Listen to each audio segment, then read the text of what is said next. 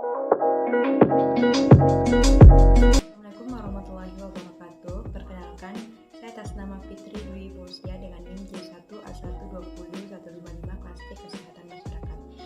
Terlebih dahulu saya ucapkan banyak terima kasih kepada dosen pengampu mata kuliah perencanaan dan evaluasi kesehatan yang telah memberikan kesempatan kepada saya untuk menganalisis, mengevaluasi, mengobservasi, serta memberikan penyuluhan kepada orang-orang di sekitar saya mengenai penyakit apa yang diderita orang tersebut. Pada kesempatan ini, sesuai hasil evaluasi dan observasi saya selama beberapa minggu ini mengenai orang-orang yang berada di sekitar kita tentang penyakit apa yang dideritanya. Nah, berdasarkan observasi tersebut, saya dapat mengambil salah satu penyakit dari beberapa penyakit yang ada, yaitu saya mengambil penyakit asma. Nah, adapun manfaat dari penelitian atau observasi ini adalah yang pertama itu melakukan penyuluhan kepada masyarakat. Nah, kemudian yang kedua melakukan upaya pencegahan dan penanggulangan asma. Nah, kemudian yang ketiga itu membuat perencanaan, pelaksanaan, dan penilaian upaya pengendalian asma. Kemudian yang keempat itu pengendalian faktor resiko asma. Yang terakhir itu bagaimana meningkatkan partisipasi dan pemberdayaan masyarakat sebagai salah satu upaya penting dalam mendorong kemandirian masyarakat untuk hidup sehat, khususnya itu dalam pencegahan penyakit asma yang dideritanya. Saya melakukan penelitian ataupun observasi ini dengan merujuk pada teori HL2, yang mana dalam teori ini menyatakan bahwa ada 4 faktor yang mempengaruhi derajat kesehatan secara berturut-turut, yaitu yang pertama ada namanya faktor gaya hidup atau lifestyle, yang kedua lingkungan seperti sosial, ekonomi, politik, budaya, kemudian yang ketiga mengenai pelayanan kesehatan, dan yang keempat itu faktor genetik atau faktor keturunan. Nah, pada kesempatan ini saya akan menjelaskan poin penting mengenai pertama itu penyakit asma, kemudian yang kedua penyebab asma, kemudian yang ketiga faktor risiko, yang keempat mekanisme timbulnya asma, kemudian yang kelima tingkat keparahan asma, yang keenam ciri-ciri dan gejala penyakit asma, yang ketujuh saya juga akan menjelaskan bagaimana cara mencegah kambuhnya penyakit asma. Saya juga akan menjelaskan poin yang ke-8, jenis makanan apa yang cocok bagi penderita asma. Kemudian yang ke-10, saya juga akan menjelaskan apa saja jenis obat penderita asma. Kemudian yang terakhir, nanti saya akan menampilkan dokumentasi hasil penelitian saya beberapa minggu ini. Sekian, pertama-tama di sini saya akan menjelaskan mengenai pengertian penyakit asma. Jadi, penyakit asma itu merupakan salah satu jenis penyakit yang ditandai dengan penyempitan dan peradangan saluran pernapasan yang mengakibatkan sesak atau sulit bernapas. Selain membuat pengidapnya sulit bernapas, asma juga itu bisa menimbulkan gejala lainnya seperti mimi, batuk-batuk, dan nyeri dada. Saluran pernapas pada pengidap asma lebih sensitif dibandingkan dengan orang lain tanpa asma. Ketika paru-paru teritasi akibat zat pemicu seperti asap rokok, debu, bulu, binatang, dan lain, maka otot-otot saluran pernapasan pada pengidapnya itu menjadi kaku atau menjadi menyempit. Nah, selanjutnya di sini saya akan juga menjelaskan poin kedua, yaitu penyebab asma. Di mana penyebab asma itu terjadi karena yang pertama itu faktor lingkungan, kemudian yang kedua aktivitas fisik yang berlebihan, kemudian yang ketiga stres, yang keempat pengaruh obat-obatan, kemudian juga makanan atau minuman yang mengandung sulfit. Asma juga bisa terjadi karena asam lambung dan emosi yang berlebihan. Selanjutnya yang akan saya bahas yaitu mengenai faktor resiko terjadinya asma. Kita ketahui bahwa faktor resiko terjadinya asma ini ada 2 faktor. Ada yang namanya faktor genetik, ada yang namanya faktor lingkungan. Nah, faktor genetik itu meliputi yang pertama hiperaktivitas, yang kedua atopi atau namanya alergi bronkus, kemudian yang ketiga genetik, yang keempat jenis kelamin, dan yang kelima ras ataupun etnik. Sedangkan faktor lingkungan yang penyebab asma itu yang pertama itu ada yang namanya alergi di dalam ruangan.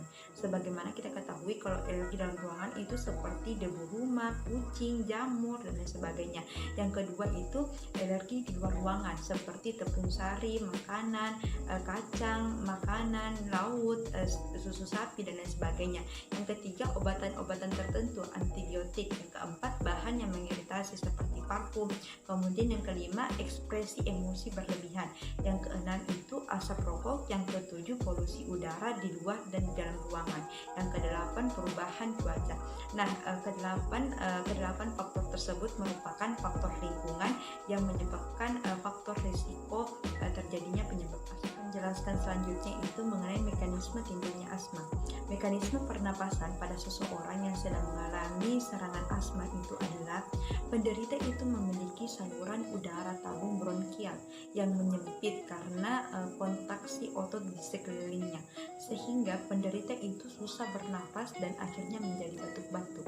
Nah, itu merupakan mekanisme bagi penderita penyakit asma. Mengapa dia merasa sesak napas ataupun dadanya itu terhempit. Yang akan saya bahas itu mengenai tingkat-tingkat keparahan asma, di mana ada 4 tingkat keparahan asma itu. Di antaranya yang pertama, tingkat pertama itu asma intermittent, yang kedua persisten ringan, kemudian yang ketiga persisten sedang, kemudian yang keempat itu persisten berat. Nah, di sini saya akan menjelaskan keempat tingkat tersebut. Yang pertama itu asma intermittent, di mana asma intermittent ini memiliki ciri-ciri itu ya seperti yang pertama itu gejalanya dia itu kalau asma intermittent 2 hari atau kurang dalam 1 minggu. Kemudian dia itu biasa terbangun di tengah malam cuma 2 kali atau kurang dalam 1 bulan. Kemudian dia itu menggunakan inhaler 2 kali atau kurang per minggu, dan dia itu tidak mengalami gangguan saat beraktivitas. Nah, biasanya jika mengalami asma jenis tingkat intermittent ini, maka tidak akan diberikan obat pengendali asma. Hanya saja perlu menghindari berbagai hal yang dapat membuat asma ini muncul. Nah, kemudian yang kedua tingkat selanjutnya itu ada yang namanya asma persisten ringan, di mana asma persisten ringan ini memiliki ciri-ciri seperti dia itu gejalanya muncul lebih dari 2 hari dalam 1 minggu. Kemudian dia terbangun di tengah malam itu 3-4 kali dalam 1 bulan. Kemudian menggunakan inhaler dia itu lebih dari 2 kali per minggu, dan aktivitasnya itu dia sedikit terganggu. Nah, jika mengalami penyakit asma jenis ini, maka dokter itu hanya akan memberikan obat antiinflamasi untuk mengatasi asma yang diderita. Kemudian yang ketiga, tingkat 3 asma persisten sedang. Nah, asma persisten sedang itu dia memiliki ciri-ciri seperti gejalanya itu muncul hampir setiap hari, di mana dia juga biasa terbangun di tengah malam.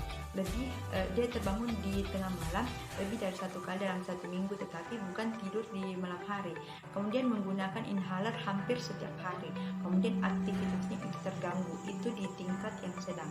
Nah, orang yang memiliki asma persisten sedang, dia itu akan diberikan obat untuk mengendalikan penyakit asma yang dideritanya.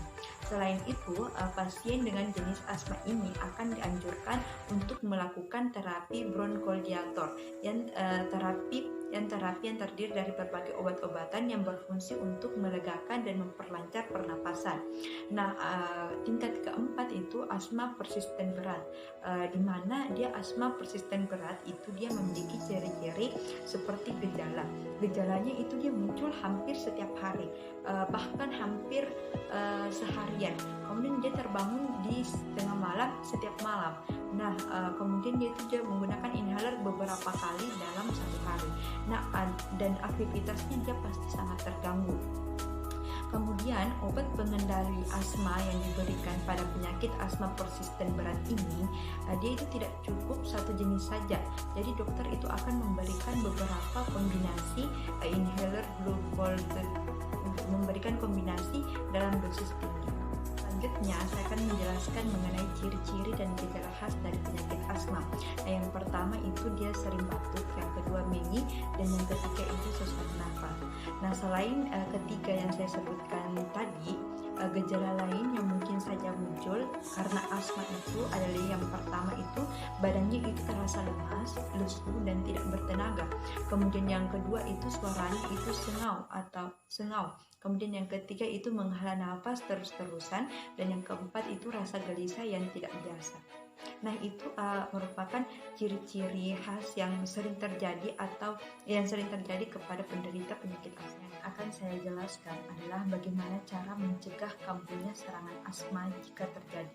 Yang pertama itu mengenali dan menghindari pemicu asma. Kemudian yang kedua, mengikuti anjuran rencana penanganan asma yang dari dokter.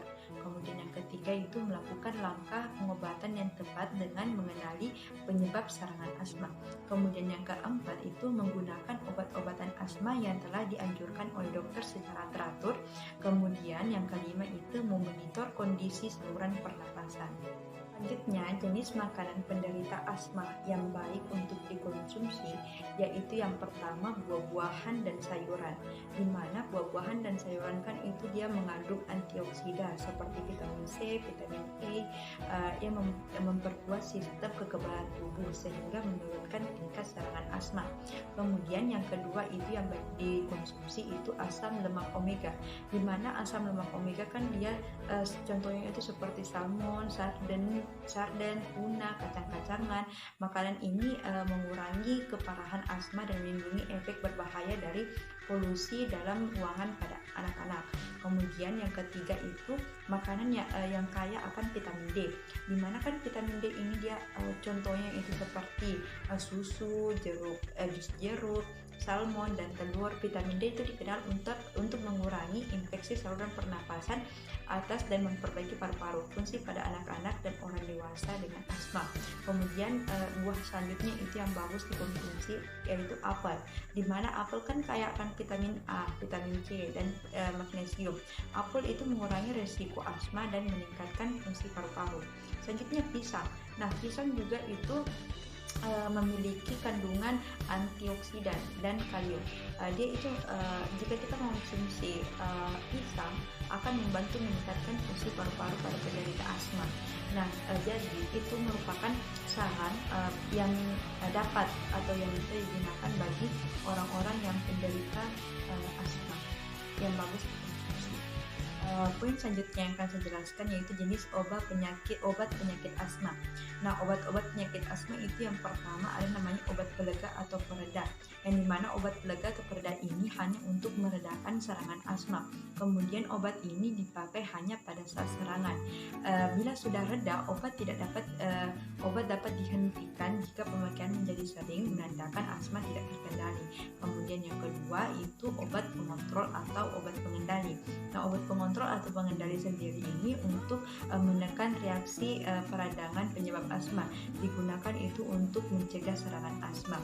Kemudian terapi asma yang dianjurkan itu berbentuk inhalasi karena mengenai sasaran di saluran pernapasan. Kemudian yang terakhir saya akan memperlihatkan dokumentasi terkait observasi dan penyuluhan yang saya lakukan beberapa minggu ini dengan orang-orang sekitar saya.